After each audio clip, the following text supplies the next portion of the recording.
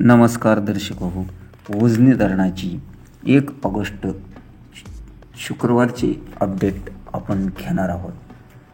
दौंडमध्ये येणारी आवक ही कमी होत चालल्याने भीमा नदीपात्रामधील विसर्ग हा कमी करण्यात आलेला आहे. परंतु पुणे जिल्हा परिसरात होत असलेला पाऊस हा कमी झाल्यामुळे दौंडची आवक ही कमी झालेली आहे. तसेच सोलापूर जिल्ह्याच्या ग्रामीण भागात तर यावर्षी बिलकुल पाऊस नसल्याचे शेतकरी वर्गातून बोलले जात आहे. अशातच उजनी धरण भरू लागल्याने काहीसा मोठ्या प्रमाणात शेतकऱ्यांना दिलासा मिळाल्या असल्याचे बोलले जात आहे. दौंडकडून येणारी आवक किती आहे ती पाहण्या अगोदर आपण ATN मराठी चॅनेलला सबस्क्राईब केले नसेल तर सबस्क्राईब करा व मिळवत राहा ताज्या व महत्त्वपूर्ण अपडेट.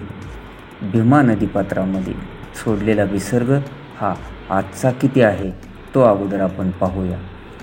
आज भीमा नदीपात्रामध्ये 20,000 क्युसेकचा विसर्ग सोडण्यात आलेला आहे. तो काल 30,000 क्युसेकचा विसर्ग होता सायंकाळ 6 वाजेपर्यंत. तर आज 20,000 क्युसेक्स करण्यात आलेला आहे. वीज निर्मितीसाठी 1600 असे 21,600 क्युसेक्सचा विसर्ग भीमा नदीपात्रामध्ये सध्या सोडण्यात येत आहे. दौंडची आवक ही काल सायंकाळी 6 वाजेपर्यंत 19,998 क्युसेक्स होती.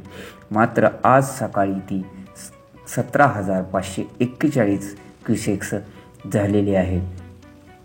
भीमा नदी उजनीमधून सोडण्यात येत असलेला सर्व स्तोत्रातून विसर्ग असा आहे.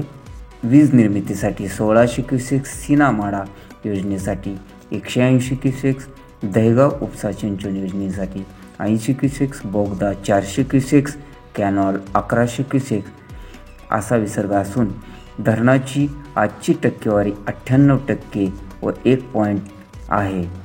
तर धरणामध्ये एकूण पाणीसाठा 116.17 TMC झाला असून यातील उपयुक्त पाणीसाठा 52.51 TMC झालेला आहे.